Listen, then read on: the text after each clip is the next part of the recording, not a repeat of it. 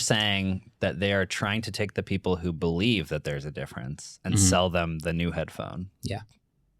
I mean, that's great marketing strategy. And it's great. Look, lots of expensive headphones support lossless audio, and AirPods Max are fairly late to this. And it's like, okay, great. You can do it now. You require the cable. That's not a surprise. Okay, now you have lossless audio. You've caught up to the other $500 headphones out there. But I don't care. I have a hot take that's going to burn this whole podcast. It's going to be great. That's coming up? Yep, it's coming up. Should we start this with that hot take? Sure. It's not even a track car, All man. right, we're already back. Okay. All right, get ready to format this card. We're back. And I just said I have a hot take that's going to burn this whole podcast down. And you know where this comes from? So here's the announcement that this Every is around. hot take with a backstory is crazy. No, I believe this though. I fully believe this. I fully stand by this with all of my heart. There's a lot of build-up. The announcement is AirPods Max get lossless audio. And the subtext of the announcement is only the USB Type-C AirPods Max get it while the cable is attached. Yeah. And so obviously, okay, so the Lightning one doesn't support it. Most of the AirPods Max out there are the Lightning one, but okay, these $550 headphones finally got lossless audio.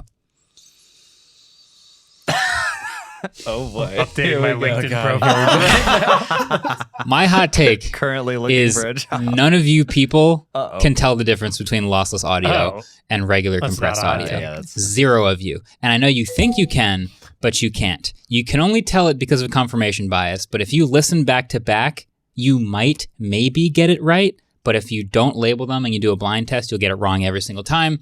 There is no...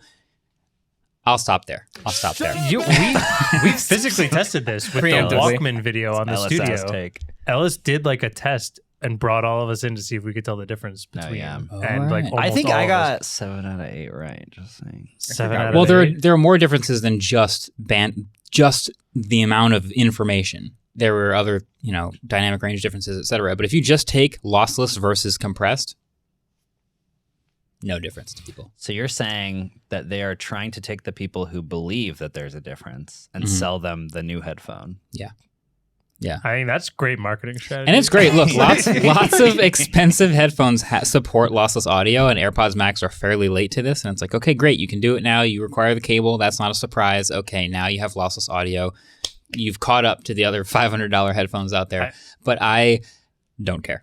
If somehow audio listeners haven't figured out Ellis isn't in the studio today Yeah. from we would be jumping getting in a on that rant. one, it I should kind be of, there. yeah, Ellis would probably have thoughts. We But can probably play back the clip of the episode where they announced the AirPods Max with USB-C, and we thought it was going to be AirPods Max 2, and we were like, that's did it? nothing. They Yeah. just put a USB-C cable and gave slightly it new some colors. new colors. Slightly That new was it? colors. There are a couple other small features Go for that it. is coming with this. Personalized spatial audio, Mm. and they're in ultra low latency Right. with the cable attached. So With the gaming cable now, attached. they say Wait, shouldn't- gamers and live streamers can benefit from ultra low latency audio, which lowers lag time and is on par with native built-in speakers on Mac, iPad, and iPhone. That First one's of all, nice. I do notice the ultra low latency stuff because I've noticed differences in latency between different types of headphones. Mm-hmm. And I think Razer did this thing with their gaming headphones not that long ago, this ultra low latency mode. And it was like, okay, you know how you watch a YouTube video with Bluetooth headphones on and the person's mouth is moving slightly different from the audio in your headphones? Yeah. That's Like actually noticeable and annoying. So you can imagine while gaming, you want that audio to line up exactly with what you're doing. Yes, this is very useful. I support ultra low latency. I agree with everything you said. Yeah. Except I'm pretty sure this article means it only works when it's plugged in. Yes, With the correct. wire. Only the cable. Well, yeah. So I'm not impressed. All Oh, I'm not headphones- impressed. I'm just saying it's a useful feature. All headphones are ultra low latency when they're plugged in. I'm not Bluetooth crazy. is the only thing that causes drag. That's true.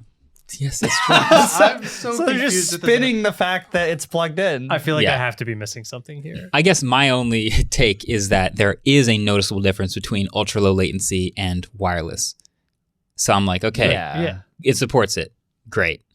I'm my take that I can see the comments already are that the difference between 24-bit 48 kilohertz lossless audio and whatever codec, whatever bit rate it was doing over Bluetooth before will be 1644.1. imperceptible to 99.9% of people. And that last 0.1% is kind of guessing. Damn. Wow. Mic drop. Well, don't you worry. There's another big announcement. Okay. God. Can't You- afford this. If you're a gamer, you cannot afford this. I'm sorry. You also now can buy a USB-C to 3.5 millimeter audio cable for the low price of. My ring makes that really bad drum solo. $39. Jeez.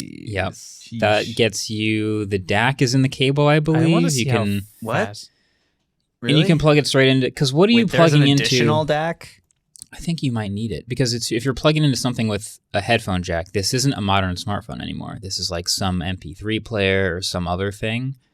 And you're going to plug it straight into the AirPods Max, so you're going to probably need some support from the cable. To drive Well, them? I do also want I to don't know. make the difference here is there already is a USB-C to 3.5 millimeter adapter. This is the cable to plug directly into your The headphones. adapter is with probably USB-C. totally passive. Yeah. Was there already a male lightning to male 3.5? I bought one on Amazon a think while so, ago yeah, for right? cheap, and it was not very good. I don't think Apple sold one. If they did, it probably cost a lot more. Yeah, I have not used it. I know they had a lightning to female 3.5 because they originally sold that with the I iPhone 10. immediately get lost in Apple dongles. It's so hard to keep track of all the different ones. Yeah. Okay, well, big news for those people.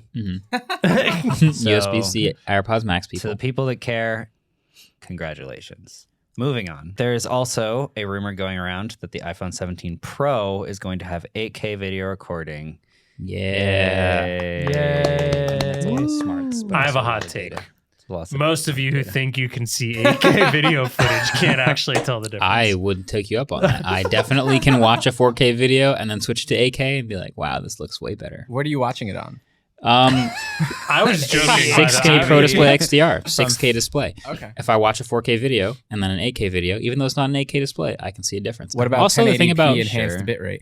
that I can't. I wish I Actually, could. I've I wish I could. it depends on the video. Yeah. Depends on the video. Because the thing is, YouTube had this bug recently where, and I don't know if you saw this, if you started watching a video and you had a great Wi-Fi connection, it would still play at Yes. ultra low quality. Right. And this went on for a couple of days, and I was very annoyed by this because every video I watch on my iPad, I immediately select the highest possible like bit rate and resolution. Yeah. So it was going to default to these lower resolutions, and every single time I would switch it. And I started noticing more and more videos that have 1080p and 1080p high bit rate. Yeah. Some of them, just for and giggles, I would check it out, and I would notice a tiny difference with the high bit rate, but it would depend on the video and how much movement and motion there is and how much is happening in the video. So some of those I would be able to tell, some of those I wouldn't, but I can definitely tell a difference between like 1080 and 1440 and 4K. Yeah. And then if there's an 8K video, I'm probably going to need a big display to notice the difference, but and how close you are to the screen. yeah. And the thing about 8K videos is they're typically shot on sensors and cameras that look better than 4K cameras. So it's not just pure resolution difference. Like if I were to take a 8K video from the Red and downsize it to 4K, it's still going to look really, really good. And that's going to be hard to tell the difference. But a 4K video from my RX 100 versus an 8K video from my Red, it's like, okay, I can tell which one the 8K one is because it looks better in so many other ways. What about an 8K from a Galaxy S24 That's what I was going to Ultra? say. That's what I'm curious. So right now, 8K videos from smartphones, the couple that support it, the way it kind of ends up going is it's only from the main sensor because that's the only one with the high enough resolution and fast enough processing and fast enough scanning of this sensor. Yeah. And then it ends up looking like this super, super crisp, over-sharpened video from Yeah. top to bottom. Yeah. And so it kind of fools you into thinking, wow, this is much better because I have all this detail and like someone's hair will like wisp off in the sun and you can see like every little thing and it looks Plastic. sharper and better, but it's not actually more usable Yeah. in terms of like resolution or Yeah. or just looking like better footage. I would get more from a larger sensor and a shallower depth of field than I would from going to 8K. Yeah.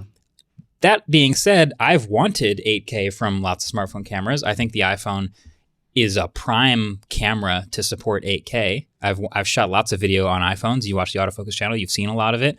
I would love to see what 8K from those sensors would look like. But we haven't seen it yet. So maybe this next generation we will. Would you use it? I think so. So the thing about 8K also is it's 4 times 4K resolution. So it's going to be a ton of storage. And you already know what it looks like to shoot 4K HDR ProRes. Log. Those are big files. They're so big. You need an external hard drive. So big. I'm thinking 8K is going to require at least a terabyte iPhone or something crazy because they're not going to unlock that for 256 gig iPhones. And it's going to probably, I don't know if it'll require external storage, but it will be strongly suggested. My guess is they're not even going to allow you to shoot 8K ProRes. Like 8K will be an option, but ProRes is going to be limited to 4K. Yeah, it's H.265 because H.264 is limited to 4K, right? So H.265 is 8K. Yeah, that's the only way to support. But I just don't think that Apple will even let you because they're just going to be like, this eats up way too much storage. So they're going to compress 8K. So is the compressed 8K going to look better than the ProRes 4K? It's the same thing. It's like the 8K on the smartphone looks kind of worse than just the regular 4K because it's so much sharpening, so much what was that?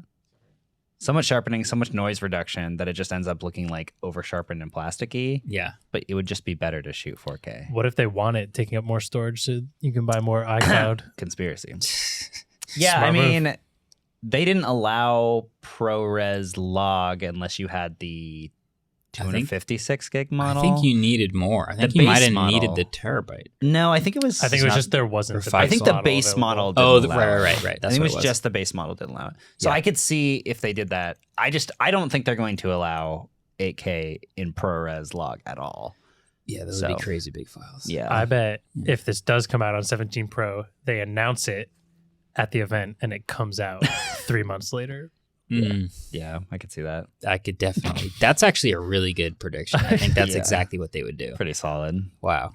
Yeah. Especially because the day one videos of people being like, I shot 10 minutes of 8K video and now my phone is full.